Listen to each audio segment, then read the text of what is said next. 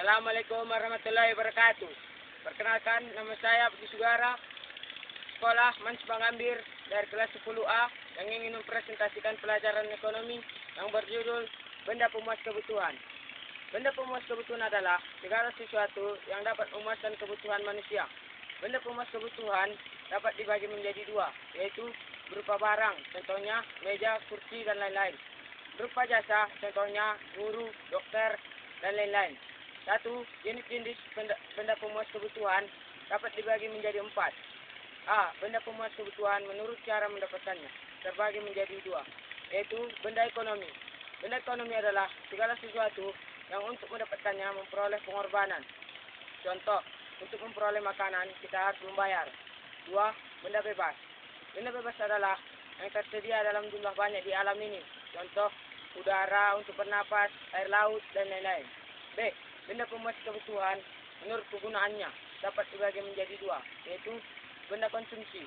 Benda konsumsi adalah yang dapat langsung dipakai untuk memuaskan kebutuhan. Contoh, makanan, minuman, dan pakaian.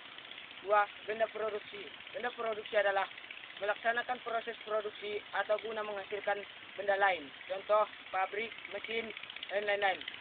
C. Benda pemuas kebutuhan menurut produksinya dapat dibagi menjadi tiga. Satu, barang mentah.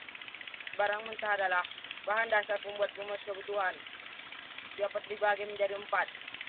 Satu, barang tambang. Bahan tambang adalah contohnya emas, perak, dan lain-lain. Hasil hutan adalah tumbuh-tumbuhan, hewan, dan lain-lain. Hasil pertanian adalah padi, jagung, gandum, dan lain-lain. Hasil perkebunan adalah kelapa sawit, tebu, dan buah-buahan. Dua, barang setengah jadi. Barang setengah jadi adalah setelah terjadinya pengelolaan barang mentah dan belum menjadi produk akhir. Contohnya, kapas setelah pemintalan menjadi benang, kain, lalu pakaian. Tiga, barang jadi. Barang jadi adalah setelah terjadinya pengelolaan barang mentah dan menjadi produk akhir. Contoh, kain dan tas.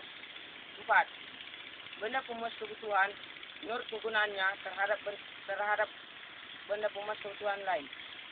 Cukup sekian presentasi saya ini. Assalamualaikum warahmatullahi wabarakatuh.